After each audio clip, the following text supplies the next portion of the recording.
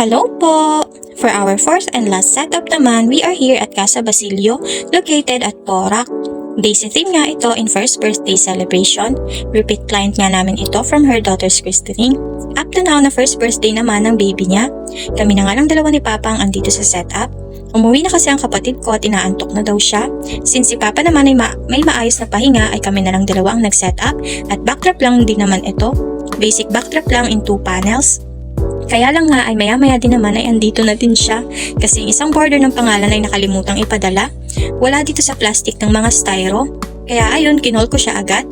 Buti at malapit lang ito at bungad lang ng Porac Panda. Naka-edit naman nga siya kaya lang ay nagising din agad. No choice at wala din namang ibang maghahatid kundi siya lang. At pumunta din naman siya agad dito. Ang galing at baka kaya talaga siya umuwi at umidlip ng konti dahil may nakalimutan at kailangan niyang dalhin. Kinabahan pa nga ako sa mga setup ng araw na to. Akala ko kasi ay pare-parehas ng mga binyag ang tatlong setup na isi-setup pa ngayong araw. Buti at yung dalawa lang at naalala kong first birthday pala itong last setup kaya matik na panghapon siya. Kung di talaga ay yari. Puyat na nga at wala nang mga tulog maglalagari pa. Then after namin dito ay si Papa pinauwi ko na. Tapos kami na lang ng kapatid ko ang bumalik naman din sa MJJ.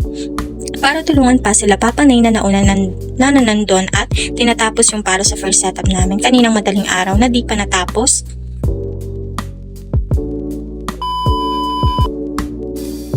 And here's the final look na din po. Super bait ng client namin dito at super satisfied sa outcome ng backdrop.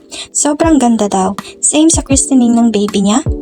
Thank you very much din po ma'am. And ayun lang po, hanggang dito na lang. Thank you po and bye-bye!